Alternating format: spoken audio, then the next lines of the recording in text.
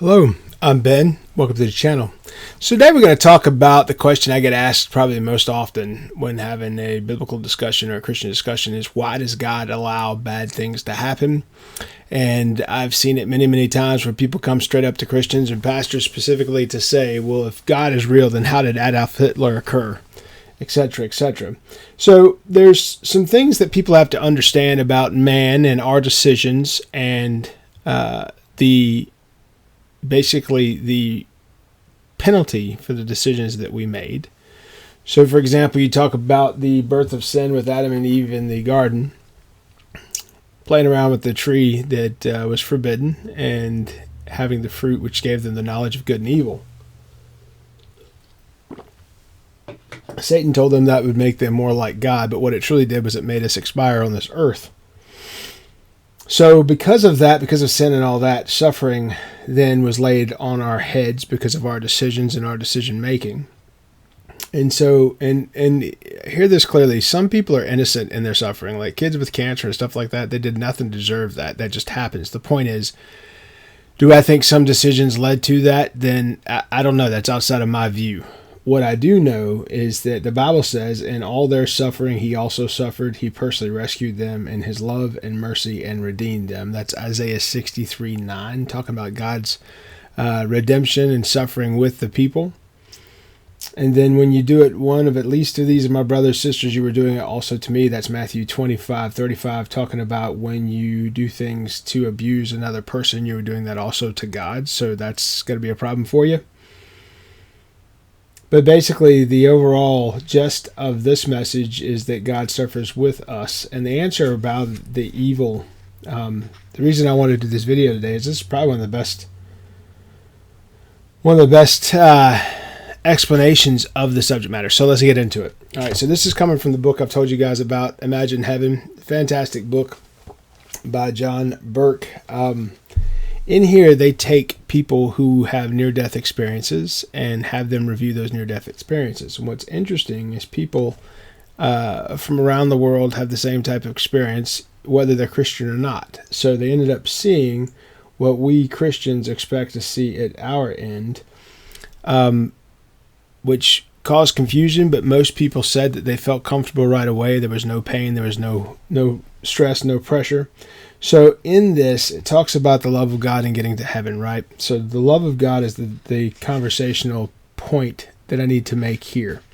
The choice to love God or not to love God is going to impact all the decisions around you and the waves that are going to hit you that you're going to pay consequences for. And some of those waves may have been from decisions that you made, but they may have been decisions that others made. And then there's multi-generational waves that you have to consider as well. Because in the Bible, it talks about how if people sin in a certain way, then their generation of their children and their grandchildren and grandchildren will also be penalized for that sin. That's why you have to make those prayers to remove generational curses from you, because they are very real, and it's within the powers that Satan was allowed to toy with.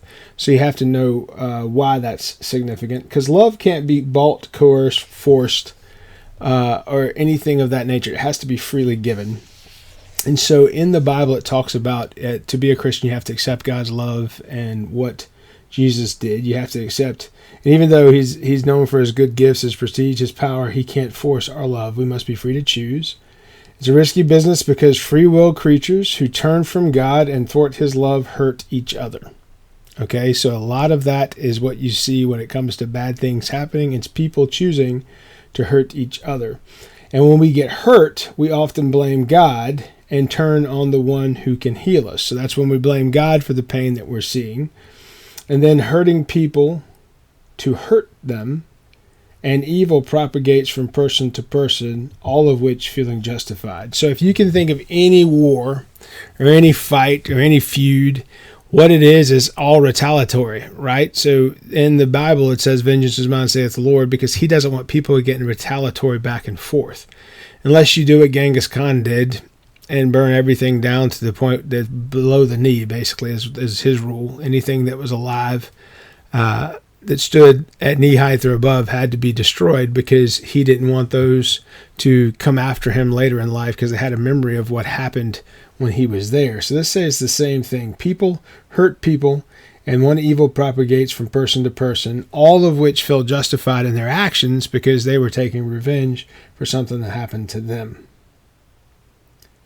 So when you think about that, it comes back around to why evil is necessary. And this book summed it up very well. It said, evil is necessary because without it, free will is impossible. And without free will, there could be no growth, no forward movement, no chance for us to become what God longed for us to be. That evil could occasionally have the upper hand was known and allowed by the Creator as a necessary consequence of giving the gift of free will to beings like us. But free will comes at a cost of loss or falling away from His love and acceptance, because now you have to accept that by choice, what was naturally our divinity in the beginning. And so here's the next piece on this. God does not control or dictate the outcome of every event, which would be a violation of God's creation. Every living creature has its own will that must be expressed. The outcome of will always serves God's ultimate purpose, no matter how long or how impossible it appears to be to us.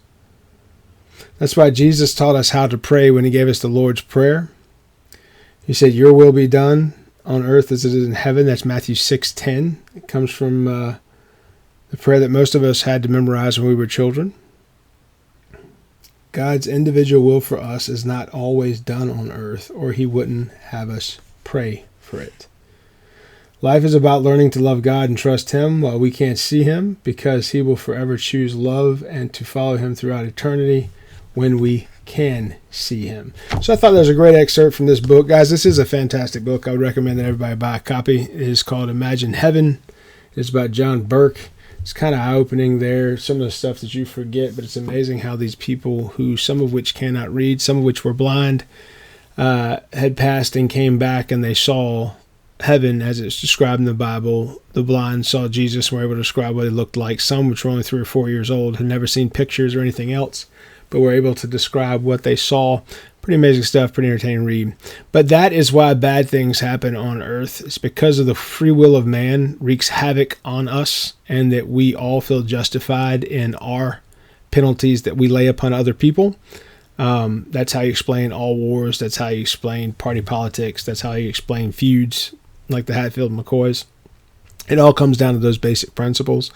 In psychology, they teach you that, and they also teach you around the subject of duality of man, and that means you have a spiritual idea of what your world should be, but then you have what you feel is a psychologically responsible response to things. And unfortunately, that means that even though you may be calm, demeanored, and well under control, typically certain outliers can cause you to act or respond in a different way, which may be different or contrarian to your normal personality traits. So that is what's often considered the duality of man. It's your want and your will versus the things that are natural or responsive. So if you like subject matter such as this, please like, please subscribe. I wanted to keep this one short today because I think this is a topic a lot of people talk about. Why does God allow evil things to happen? And ultimately, God has a will and a plan for this earth and for everyone that's in it. But we do impact how that line goes. So instead of it being a straight line, our decisions can make it go up and down for a little bit, but the point is it's still moving forward. It will move to the fruition of his true plan.